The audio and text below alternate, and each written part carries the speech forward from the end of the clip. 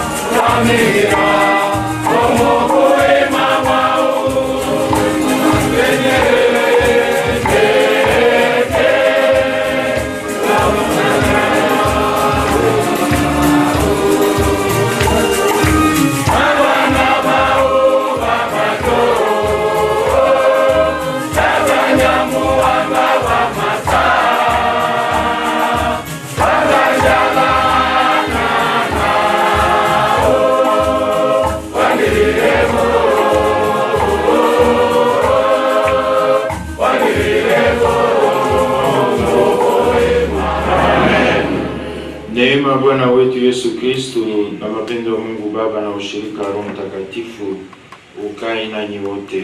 Na kwako pia. Ndugu na dada wapenzi, katika furaha kubwa tunakusanyika nyumbani mwa Mungu humu uweze kumshukuru Mungu kwa kazi anayozidi kututendea katika jimbo letu, hasa katika chuo hiki cha wakatekista. Na tunamshukuru Mungu kwa sababu wote watatimiza kwa siku ya leo ahadi yao waliotoa kwa Mungu ya kama watamtumikia na kama watatangaza habari njema. Na leo tunafunga mafunzo yao, na katika sherehe kubwa tutawapokea katika kikundi cha wapasha habari njema. Mungu apewe sifa na Mungu azidi kuwazindikisha popote watakapoenda. Mbele ya yote tumwombe Mungu huruma kwa makosa yetu mbalimbali ili tuweze kushirikiana ibada takatifu kwa furaha na amani. Na muungamia Mungu Mwenyezi. Maisha yangu kweli nimekosa mimi, nimekosa sana. Ndiyo maana namwomba Maria Mtakatifu, Bikira siku zote, malaika na watakatifu wote, nanyi ndugu zangu muniombee kwa Bwana Mungu. Atuondolee dhambi zetu, atufikishe katika uzima wa milele. Amen.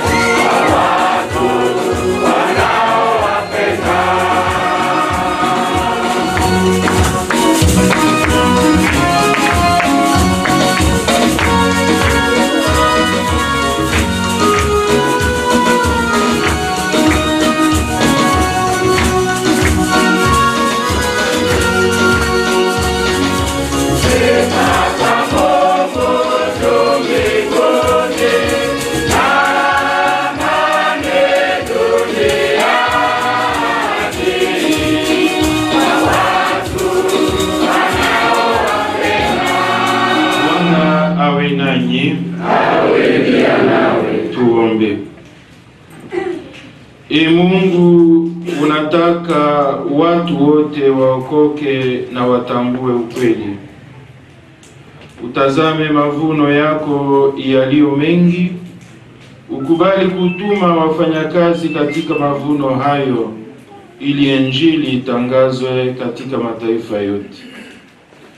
Nao watu wa taifa lako waliokusanywa katika umoja kwa neno la uzima na kuthibitishwa kwa nguvu ya sakramenta, waendelee katika njia ya wokovu na mapendo. Kwa ajili ya Bwana wetu Yesu Kristo, mwanako anaishi na kutawala nawe katika umoja wa Roho Mtakatifu, Mungu milele na milele. Amen. Somo la kwanza. Imani kwa Kristo ni kuamini ya kwamba Yesu ni Bwana. Imani hiyo inatolewa watu wote bila tofauti. Inaletwa na mitume wenye kutangaza ulimwenguni kote habari njema ya wokovu katika Kristo.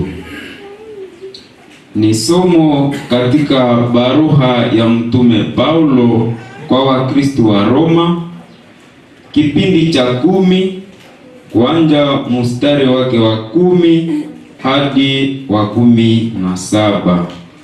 Ndugu na dada, tujiweke tayari kwa kusikiliza.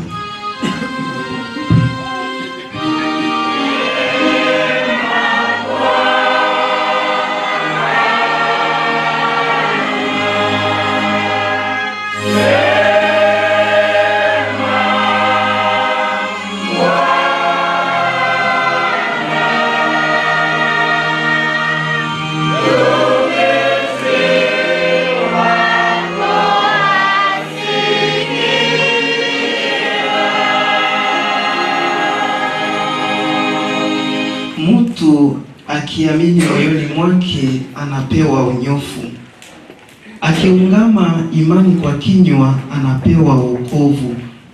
Kwani maandiko yanasema, kila mtu mwenye kumwamini hatatiwa haya. Basi hakuna tofauti kati ya Myahudi na Mgreki, maana Bwana wa wote ni mmoja tu, naye ni mkarimu kwa wote wanaomuomba. Na kweli kila mtu atakayeliomba jina la Bwana ataokoka.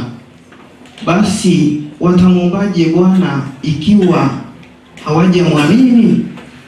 Tena watamwaminije ikiwa hawajamsikia? Tena wamsikieje pasipo kuwapo mtu mwenye kumtangaza? Tena wamtangazeje ikiwa hawajatumwa?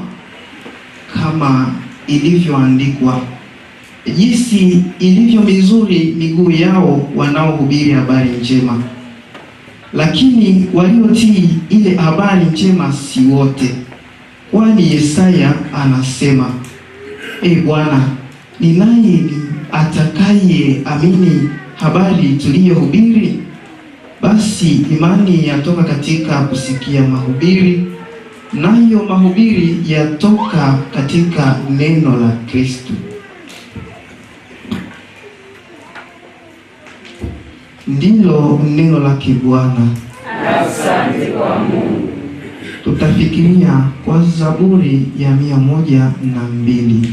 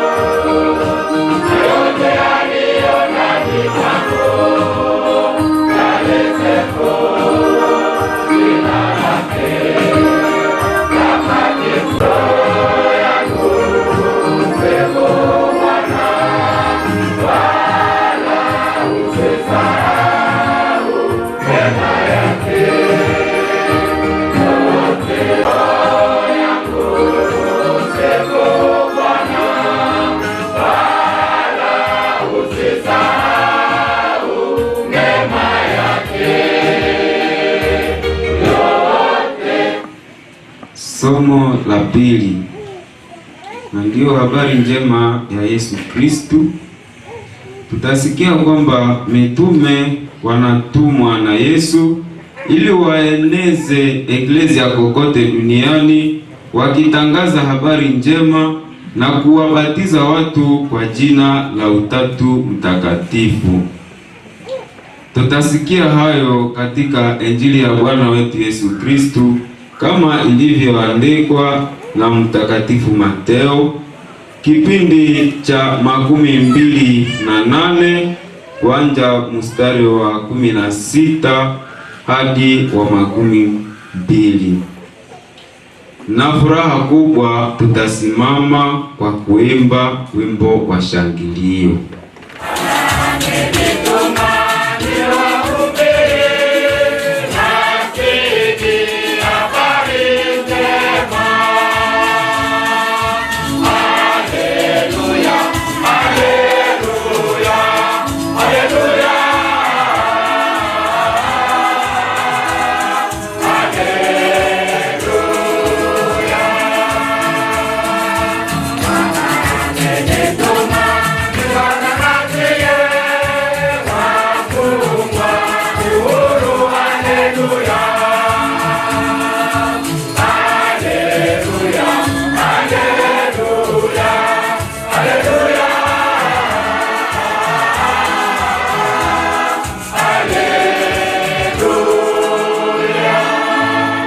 Bwana awe nanyi. Awe pia nawe. Injili tukufu ya Bwana wetu Yesu Kristu ilivyoandikwa na Mateo. Sifa kwako ee Bwana.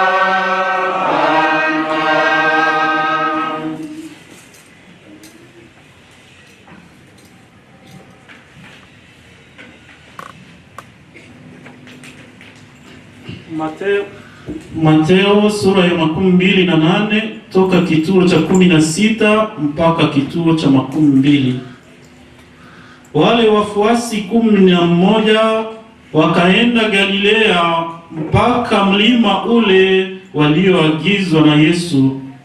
Walipomwona wakamwangukia, lakini wengine kati yao waliona shaka. Yesu akawajongea akawaambia, nimewapa uwezo wote mbinguni na duniani. Basi nendeni mkawafanye mataifa yote kuwa wafuasi, mkiwabatiza kwa jina la Baba na la Mwana na la Roho Mtakatifu, na kuwafundisha kushika yote niliyowaamuru ninyi. Na tazameni, mimi niko pamoja nanyi siku zote mpaka mwisho wa nyakati. Tushangilie neno la Bwana.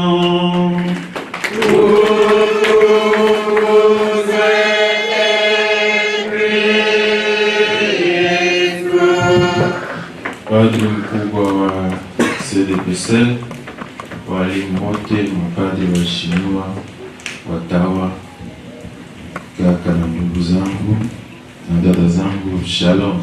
Shalom. Shalom tena. Shalom. Nawaza nia inayotuleta katika nyumba hii takatifu tunajua kweli mwisho wa mwaka wa masomo mafunzo ya hapa CDPSL.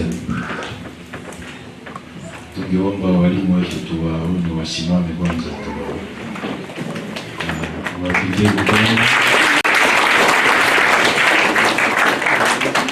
Walimu wetu wao kukumwa kono wakatuma akosho parokia mbalimbali. Ningeomba muangalie pale nyuma kumlango yule mlango na fundisheni, na ndio injili ya leo. Ile maandiko ni ya pale ya zamani. Sasa unawaza njoo najua kama mfika pale. Tueleze kama mlikiaka pale juu.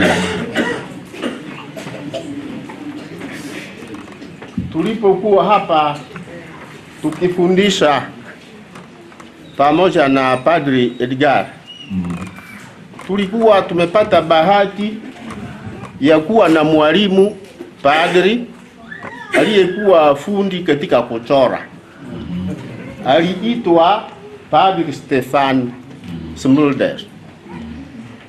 Huyu sababu ya ufundi wake, Padri Edgar, mwongozi wa masomo, alimwomba afanye kifupi ambacho kitaongoza wakatekista na wengine wenye kufunzwa hapa katika parokia. Akasema mungetamani kisha mafunzo mupewe barua ambayo itakuwa na wajulisha kule kwenye mnaenda. Hatutawapa barua, ni nyinyi wenyewe mtakuwa barua yetu katika parokia na katika jamaa ambamo injili inapaswa kuwa na mizizi.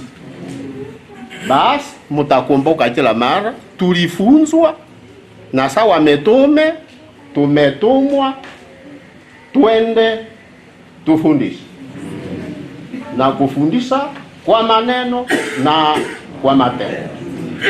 Asante kwa Padre Stefan.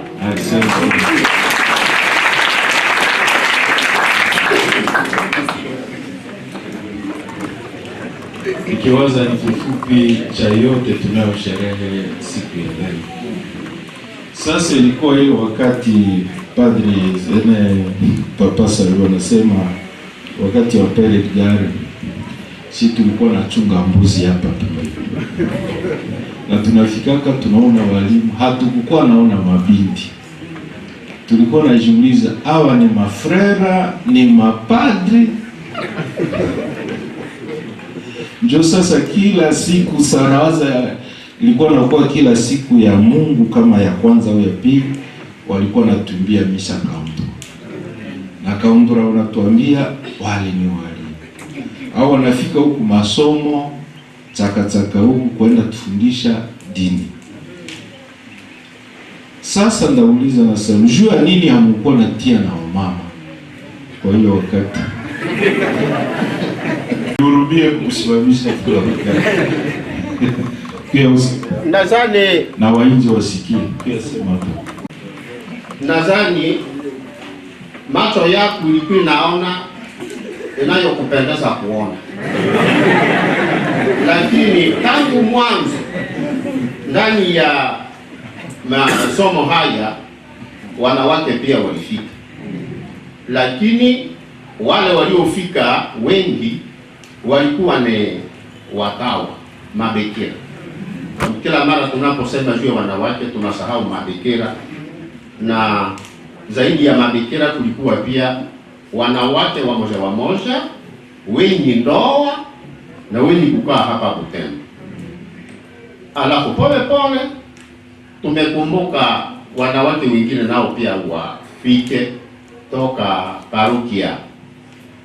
Hakuna sababu ya pekee, lakini sababu kubwa kumtosha mwanamke parokiani ni kugumu kuliko kumtosha mwanaume. Ile ilikuwa tangu zamani. lakini haiko kusema kama utangazaji ulikuwa tu wa wanaume, na hata kama wanaume walifika wengi wanafanya kazi sababu ya juhudi ya wanawake. Asante.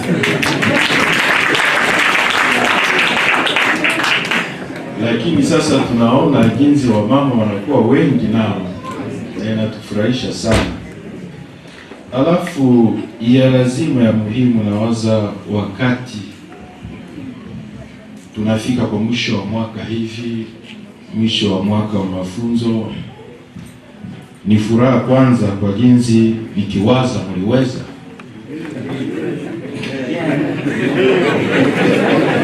usije tupotezea wakati kisha na kutuweza. Unaona, haiko zoezi kabisa kuona wapadri wasimame wao wengi hapa wapadri.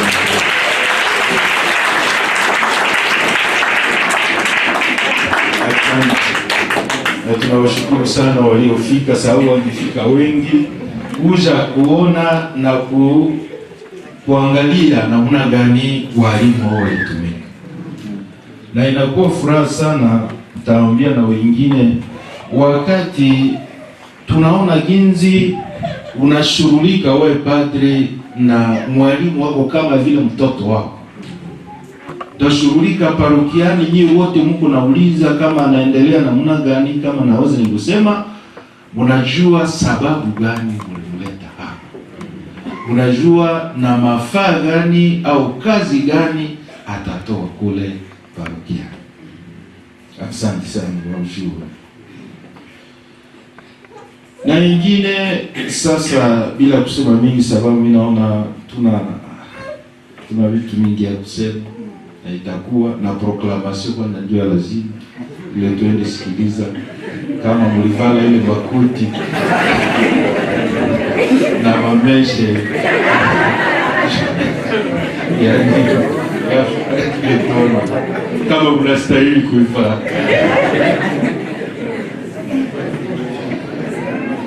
Wakati mnaenda vile, wakati tunawatuma tunasema mwende mfundishe, na unaona kwa namna pekee tunazidi kujikaza tuweze kuwapatia walimu wawaeleweshe mambo ya dini, kusudi na nyinyi mwende muirudishie wale mtakaofundisha. Na ndio maana japo mwalimu alisema ile wakati walisema watu pa karatasi, si karatasi ni lazima, tunawapasha kupatia karatasi monde kuna evaluer kitu msema ifo ile papier, na nyinyi mnajua kule jinsi mlifika hapa, walikuwa na wauliza mwanasho kitime mikwe na unautia karatasi, na pale mkaenda mnakuwa ni mater full, manake kabisa mwalimu. Na jinsi mko naona jimbo iko na kuwa kubwa, maparoki hapa ukapita pita huku na huku, wengi wanaomba maparoki.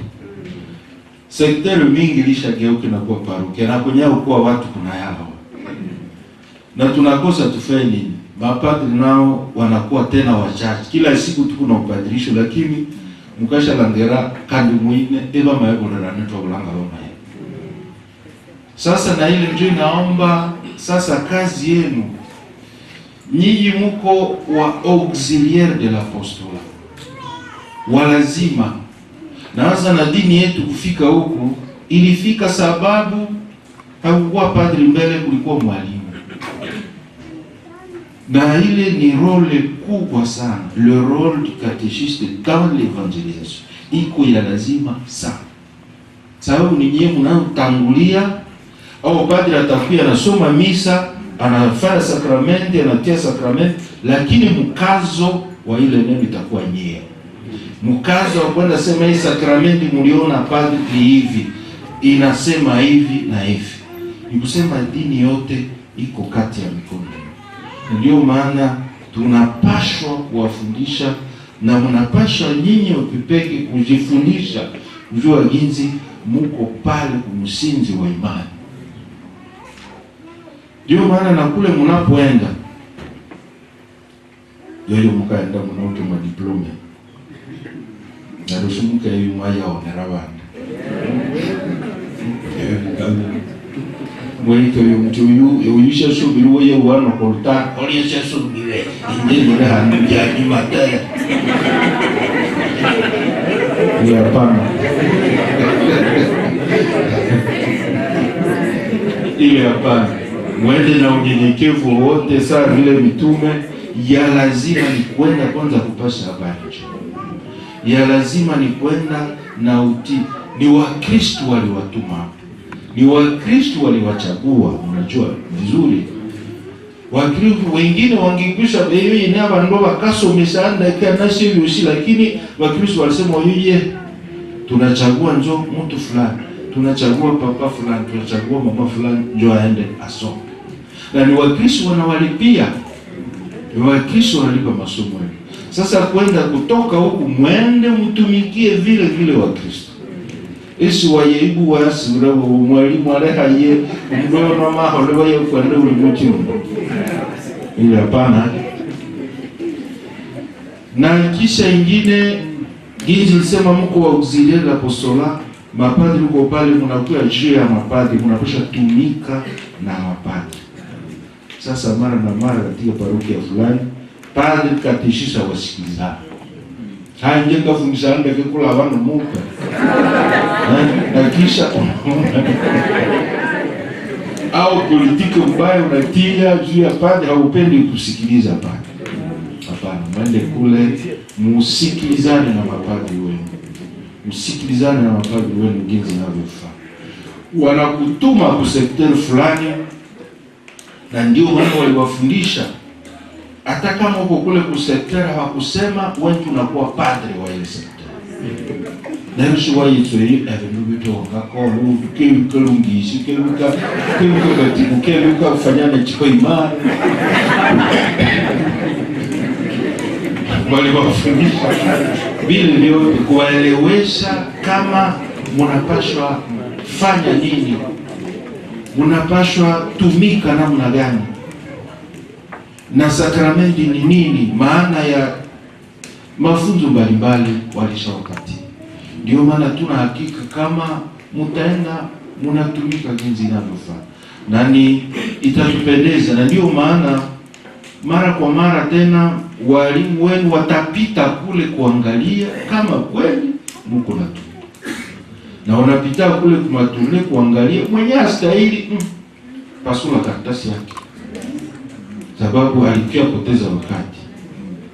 Lakini kama anastahili, na kwa wengi tunaonaka unafika kule iwalua la ndojono masoma kwa nene, unafika padri afika ulishatayarisha yote. Na wakati tunafika kwa kipaimara unauliza ndizo fulani, watoto wanajibia vile. Lakini kuna ingine parokia ubulano mwana kipaimara iko ni hajui hata, kisha tasema hawakunifundisha sababu ya ile kutokosa juhudi. Kisha ya mwisho nitakao sema, kazi ya utume ina magumu mengi. Sikusema tu mwili hano obule mboke sakana, hakutakuwa magumu, itakuwa mingi.